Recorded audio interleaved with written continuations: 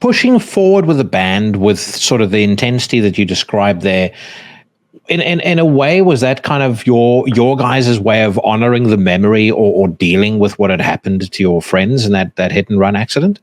Absolutely. Absolutely. I mean, for me, I needed direction. When I quit drugs, basically just 10-second backstory on that was I was so bad on drugs. I mean, I was about to die. I mean, we especially me and Mark, we were heavy in PCP. I mean, we were going into Washington, D.C. in the ghettos and buying it from very shady people. And it wasn't even phencyclidine type drugs, which is horrible in itself. A lot of it was embalming fluid put onto parsley that we smoked. And I'm telling you, one hit of this shit and you left the planet for about 4 hours. And we were all, so there's a lot of rewiring needed to be done for me. Mark's still doing the shit then. So, I'm kind of like trying to take charge, and I had sent out so many tapes. I made so many pen pals the world over. I learned tape trading and all that, and I became pretty much the front man, leader, whatever you want to call it, of the band. So, yes, it was totally like that, and we were locked in, and Les immediately fit in. So, we're a family. It wasn't easy just to grab some dude off the street, but that's what happened. And it was we're definitely fortunate that Les was a little bit younger than us, but he was right there. Like, he was just as diehard and fucking blood strong with us from day one. What was the catalyst, if you don't mind me asking, for you to get off drugs? I had to quit because I had a girlfriend for a long time, high school sweetheart, and she was a good girl, and I was a fuck up. And she knew I was a fuck up in a way, but she didn't know how fucked up I was. One day we were at band practice at Doug's. We used to practice in his apartment, which the drums for them were a guitar case. There was no drum set and practice amps and shit. So that was our jam. Anyway, she had the car. I said, "Can you come pick me up and we'll get together for the night? Would you mind giving Mark a ride back to his house?" And she said, "Sure." So she shows up and she's like, "You look terrible." She's like, "You're so fucking white. Are you okay?" I was like, "I don't know. I feel weird." We had just done a bunch of cocaine. We drive out, about a 25-minute drive to Mark's house. I start feeling worse. My heart just starts like it's going to blow. It's going to blow. And so we drop Mark off. We go around the corner and she pulls over and she goes, "Do you want to go to the hospital?" She goes, "Something's wrong, really wrong." I said, "Maybe." And then she goes, "Look at your heart. It's beating so hard for your chest." So she took the tape recorder or the radio clock and she timed it. And it was going 240 beats a minute, which is 4 beats per minute. Yeah. And she's like, "You okay?" And I looked up, and I'm not a religious man. I looked up. I said, "If there's anybody up there that put me on this fucking earth, if you can make this stop, I swear I'll never touch fucking cocaine again." And it went away. Not right then, but 10, 15 minutes, it subsided. So I kept my fucking end of the bargain. 2 weeks later, I'm back up at Doug's house. We're writing new riffs, sitting around smoking some bong hits, marijuana. I get the same feeling again. I get double scared now because I'm like, it's not the fucking cocaine.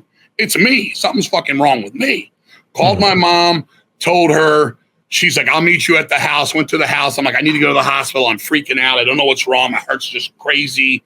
She's like, you're super. I'm already hyper. She's like, "You're super hyper. You look terrible." She's like, "I'm worried for you." She says, "But I want to tell you something, Kingsley." She goes, "All those days I could hear you in your room hitting that bong or partying with your friends all night long. There was nothing I could say to you to make you stop.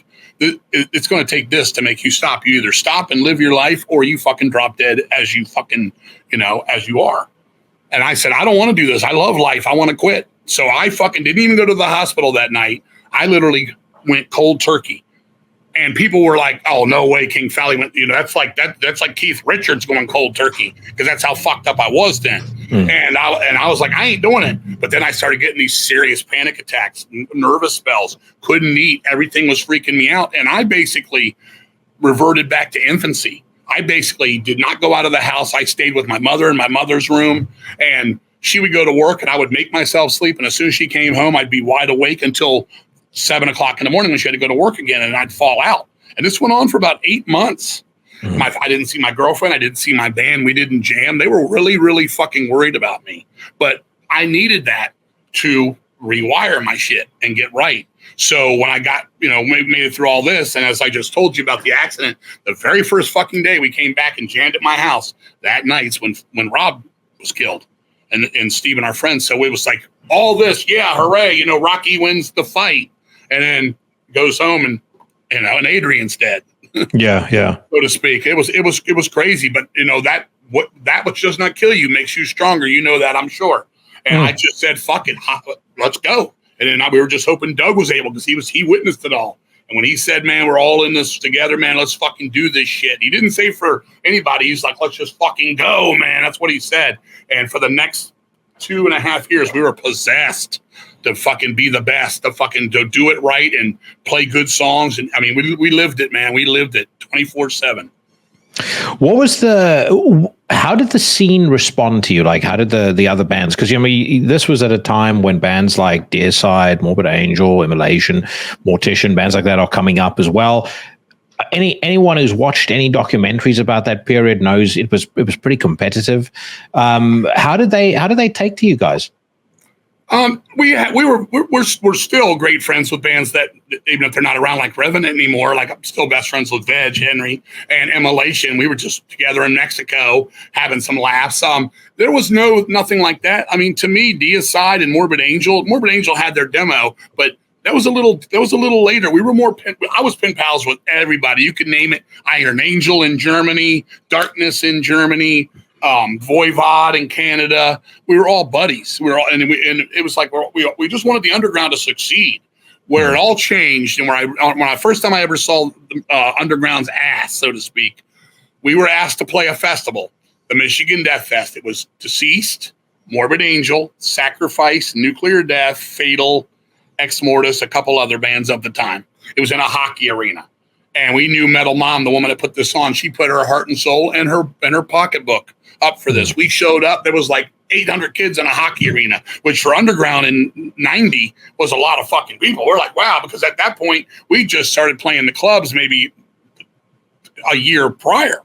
So we're like, wow, this is crazy. We get up there and everything's going fine. We're talking to people. Oh, man, can't wait to see you play. Oh, man, that's great. Oh, you're from here. Oh, and you're from there. You drove this far, blah, blah, blah. It's a brotherhood. It's sisterhood. And then it's coming time for us to play. And I'm like, yeah, let's put the banner up right here. And I hear King Fowley. And I looked over and it was Dave Vinson from Morbid Angel. He said, could you come over here for a minute?